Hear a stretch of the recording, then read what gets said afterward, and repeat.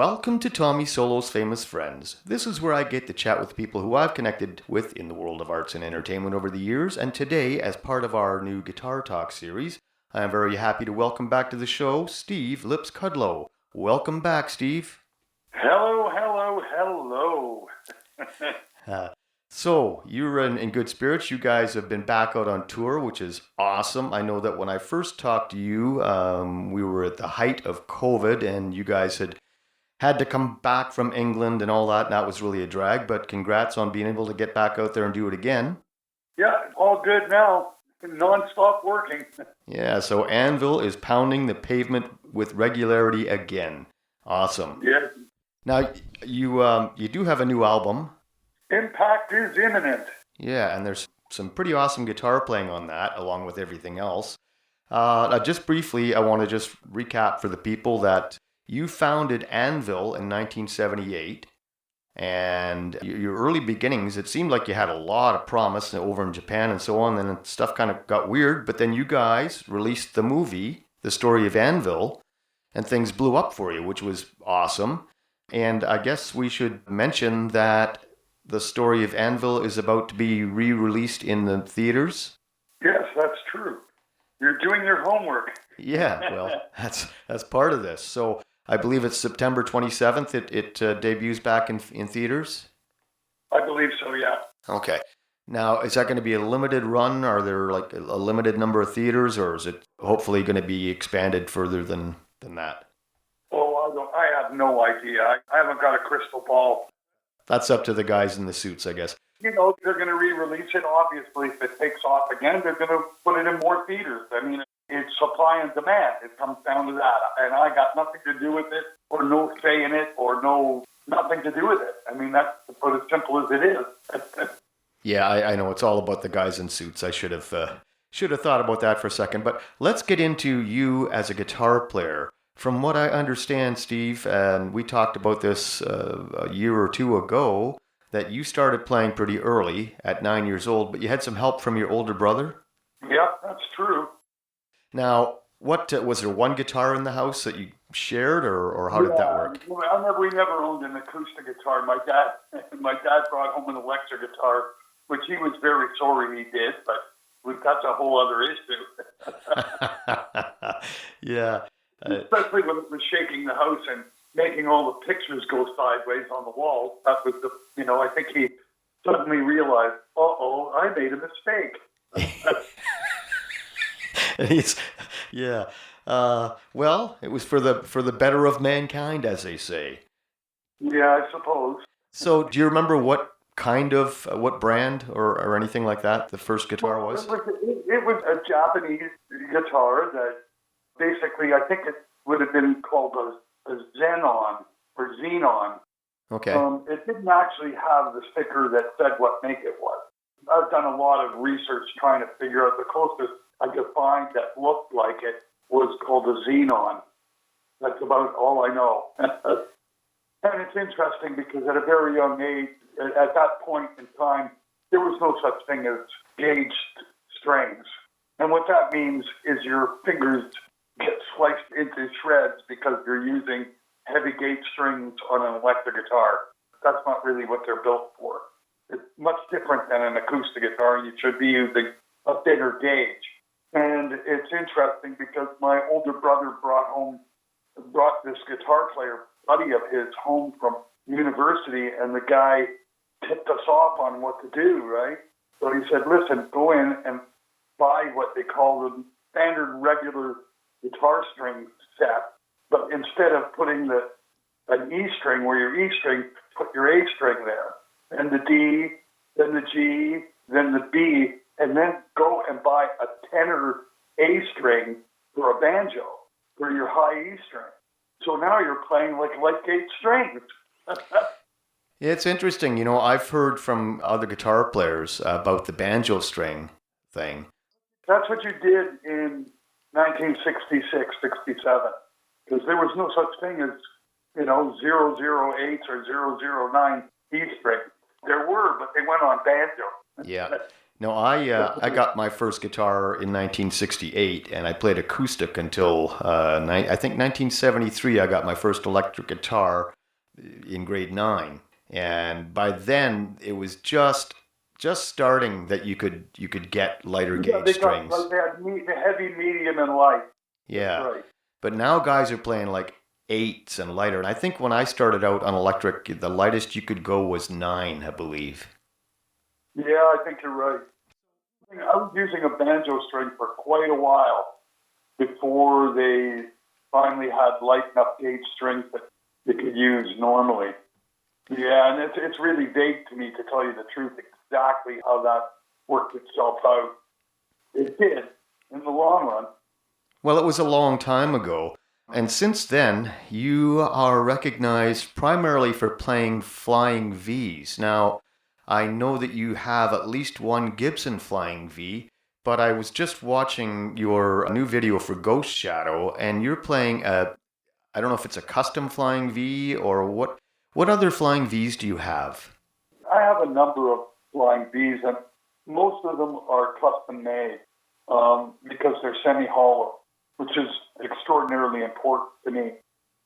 Most guitar players are misinformed and inexperienced, so they don't have a clue as to why I would want a semi-hollow. But if you know guitars and are familiar with them, you know that using a semi-hollow gives you infinite sustain.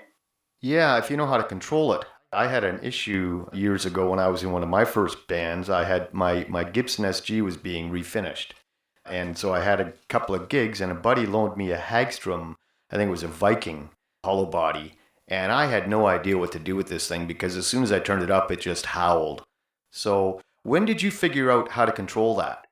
Well, it's not, they howl because they're not, well, first of all, there's a number of things at play. When you're using semi-hollow guitars, you're trying not to be using a completely hollow one. That it should have at least a half block in it, what we Okay. call a block. It's what the bridge is sitting on. Because when the bridge is just sitting on a hollow body, the whole entire guitar becomes microphonic. There's nothing to absorb any of the sound. So it goes too far. That's the whole guitar feeding back. That's not feedback. It's actually the guitar vibrating and going through the pickup and then going through the amp and then vibrating the guitar and going through the pickup. It's like a circular thing. I get you. It's not really feedback, it's vibration. That's what that actually is. And you've just proved that it's never too late to teach an old dog new tricks because I've been playing guitar myself since 1967 and I had no idea the difference between semi-hollow and hollow body guitars. There were specific things like that. Okay, now the other thing is I use a half block because I actually prefer the body to resonate. And when you have a half block, the body resonates, but it resonates with a certain amount of control. Where every note that you touch can vibrate through the whole guitar and through the amp, and that gives you infinite sustain, Okay. which you virtually cannot do with a solid body. What you're depending on with a solid body is the sound from your amp to vibrate just your string, because there's no way that the volume is going to be loud enough to shake a Les Paul enough to make vibrate enough to vibrate the string. Right. This has to do with the amplifier's ability to vibrate the string. That's what gives you sustain. So you can't have it to the point where the whole body is resonating. You want it to resonate to the string and to the amp and back to the guitar and then back through the guitar to the string. That's a circular harmonic feedback. That's what you're looking to make happen, which makes your dive bomb sound healthy.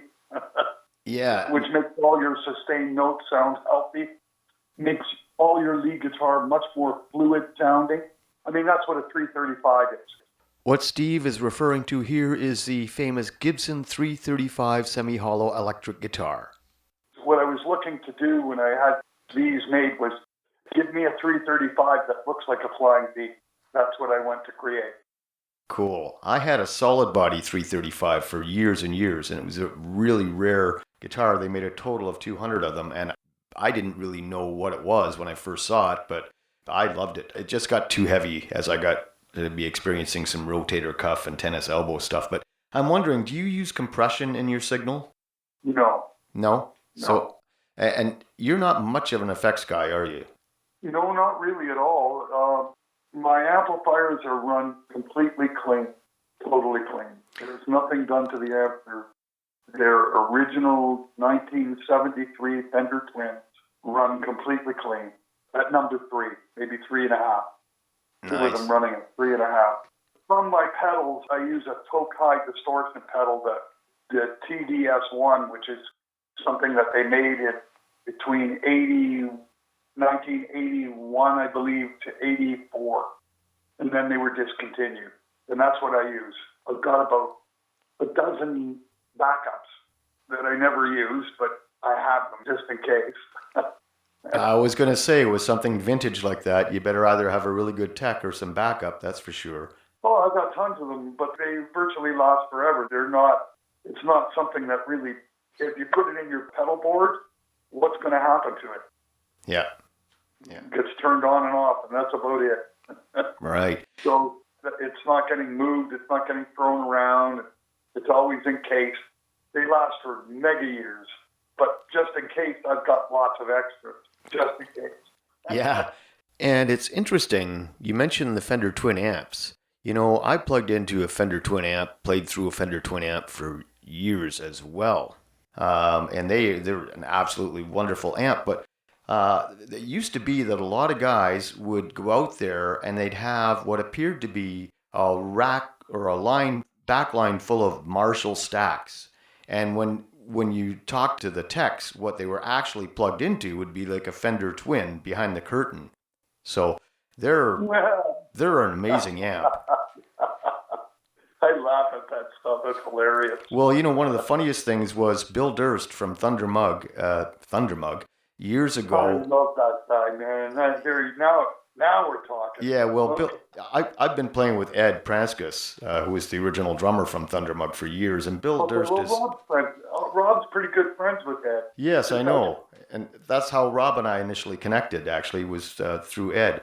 That said, Billy, these days, he's totally honest about what he's playing through. He's got a tiny little Marshall amp, and before that, he had like a Fender Deluxe or something.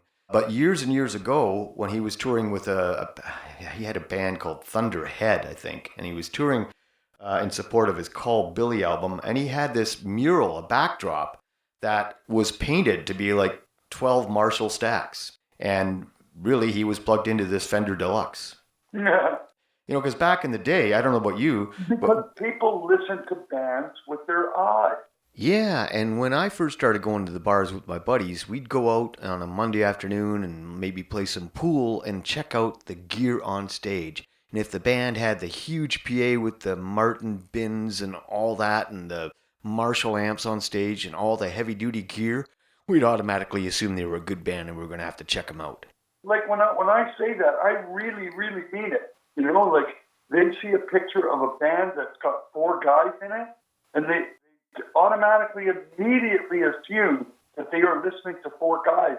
And in 99% of the time, like all the bed tracks are done in 3-piece. Yeah, I get you. You know what I'm saying? And no one knows what you did in the studio. Yeah. You know what I mean? I they do. Look at the picture, or the 4 guys are playing. Okay, whatever. Yeah, I know exactly what you mean. I've played all my own guitar parts in the studio for years, and on stage, I like to have a second guitar player. The music business is full of stuff like that, of what I call just bullshit. Like Moxie's, their second album? Either first or second album, they had Tommy Bolin play all the lead guitar. Yeah, there was a dispute with Earl. Didn't even play on the album. Yeah, Earl Johnson. Earl Johnson was upset with the record company or the producer or something. No doubt. Earl Johnson had an argument with the producer, and then from what I recall, the record company brought in Tommy Bolin and never told anybody. And I don't think they even told Earl that they were doing it until it was already done. That's Jack Douglas that did that album, isn't it? I can't remember. Maybe it No, was. the guy that worked with Aerosmith. That's the guy who did that. Okay. Editor's note, I just had to get on the phone and talk to Earl Johnson from Moxie and find out for sure who the producer was that he got into an argument with. It was Mark Smith, who had previously worked as a recording engineer for Bachman Turner Overdrive, who Earl had the fight with and subsequently kicked Earl out of the studio. And it was actually the first Moxie album, by the way. Now, back to the show. But anyway, some of these producers are something else, man. They do shit to bands.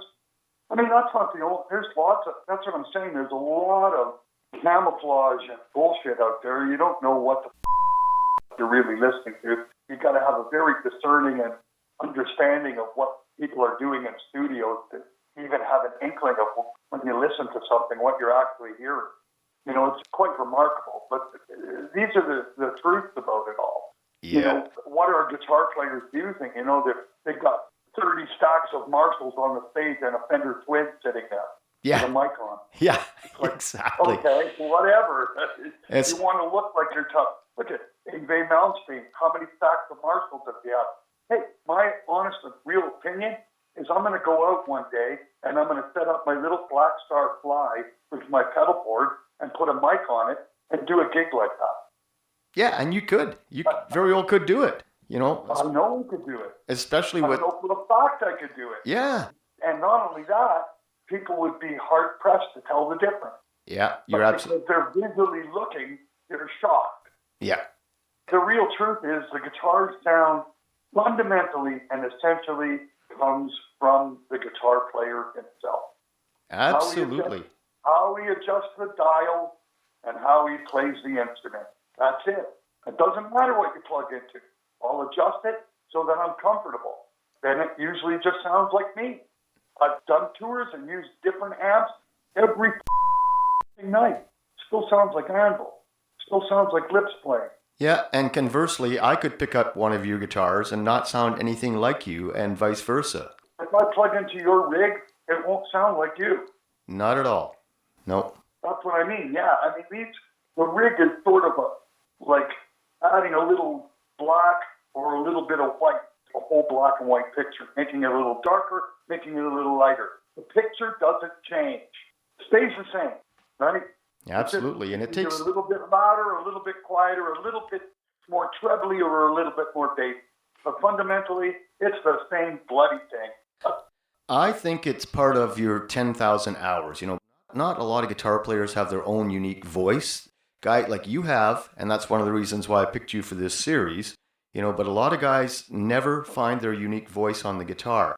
Now, I'm curious, you've been playing for decades, and you've accomplished an awful lot as a guitar player. Not to mention the fact that you are a singing lead guitar player, which in itself is something to, you know, shout off a mountaintop about, because that's not very common. If I was, say, a 15 or 16-year-old guitar player just starting out, what advice would you give me as a up-and-coming guitar player just trying to figure things out? Don't copy. Don't learn from copying. Learn from writing. Make your own shit up. Your own chords, everything. Make it up.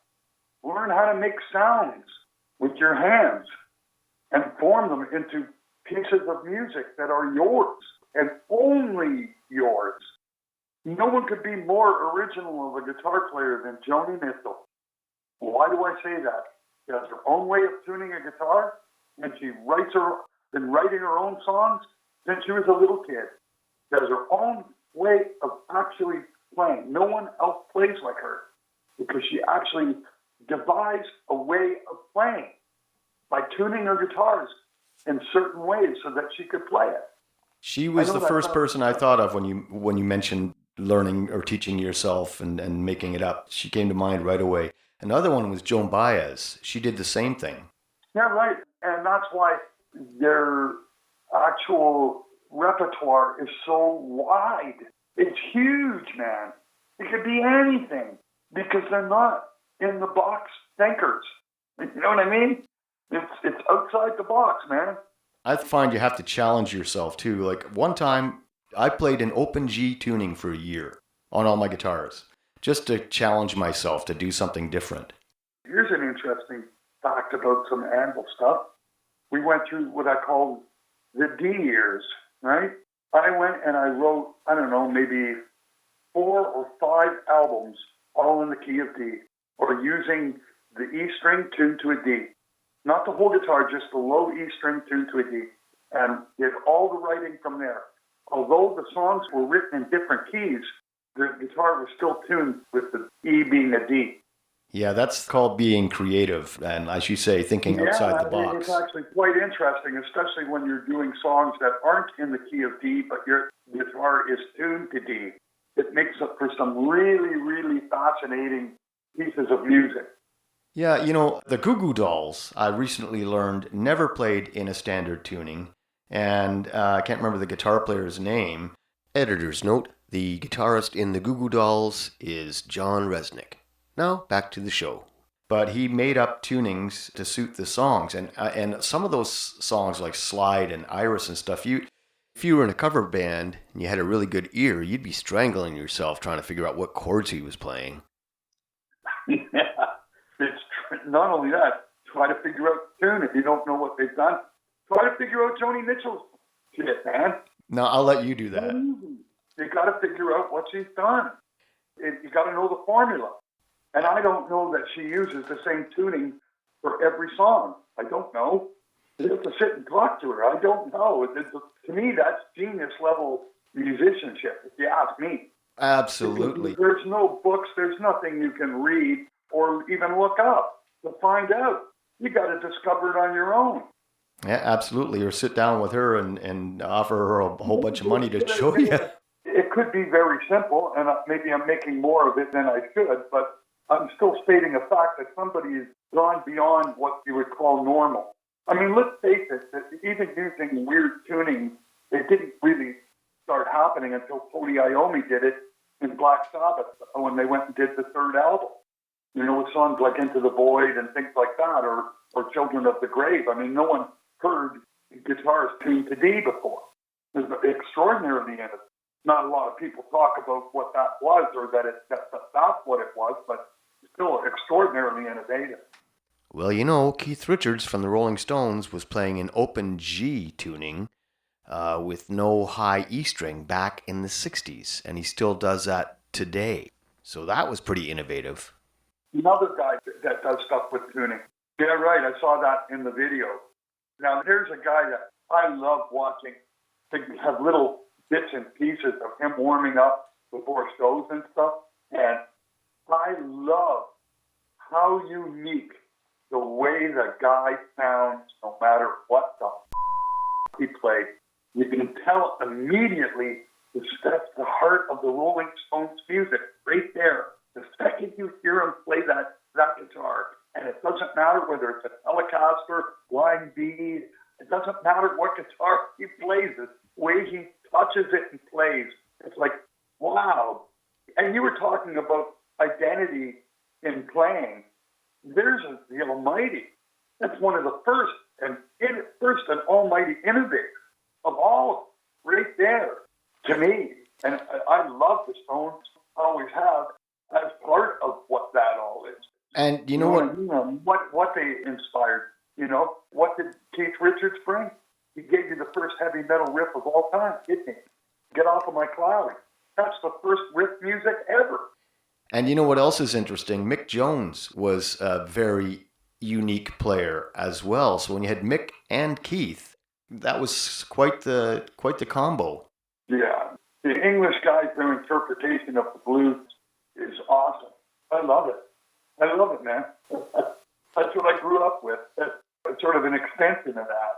My musical door opened with the Rolling Stones and the Beatles because we were talking about, it was 1966 when I got my first electric guitar.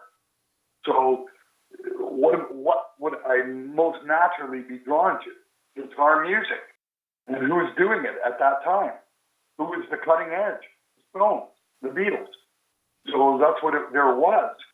And then, you know, a year later, Hendrix came out. And that changed the whole thing. True that. Absolutely, man. And what would the world be today, you know, without those guys? Listen, Steve, I want to thank you so much for taking the time out of your day to do this with me again. Now, is there a link anywhere to buy directly your content, or is that through the record company specifically? No. So, to buy the album? Yeah. Now, you have to keep an eye on our Facebook page. Rob posts when he's selling stuff. Otherwise, Amazon probably pick up the albums otherwise. Awesome. Well, listen, Steve, thanks so much, and good luck on the rest of the tour. And until next time, cheers. Okay, man. Have a good day. Well, that was a treat. And kids, if you want to expand your horizons on guitar, take Steve's advice and go ahead and explore open tunings or create your own. Now, Anvil is currently on tour. You got to look them up on Facebook, and they have all their dates, where and when, posted there. So keep up to date with them on Facebook. Now, here, without further ado, from Anvil's current album release, Impact is Imminent, is Ghost Shadow. Enjoy.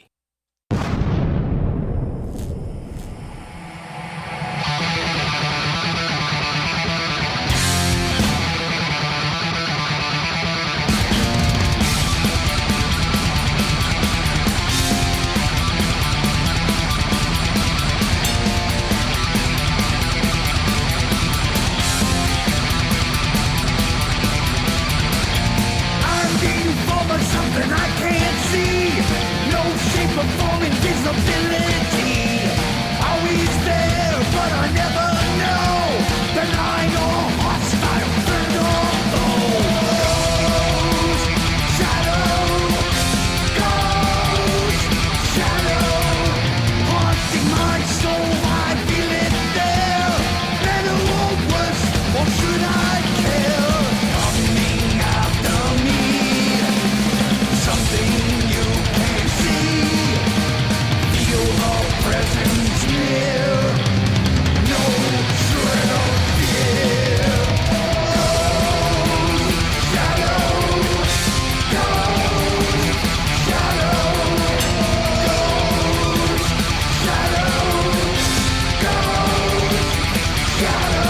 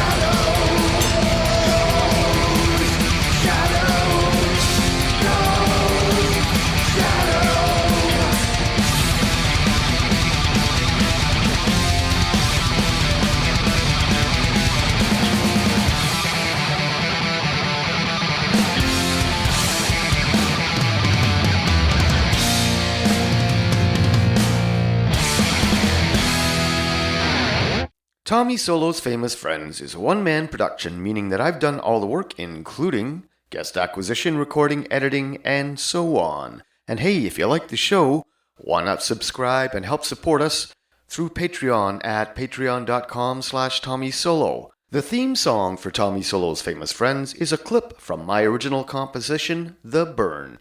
All rights reserved. And you can find me on Facebook, Twitter, and Instagram. Thanks for listening, and until next time, cheers.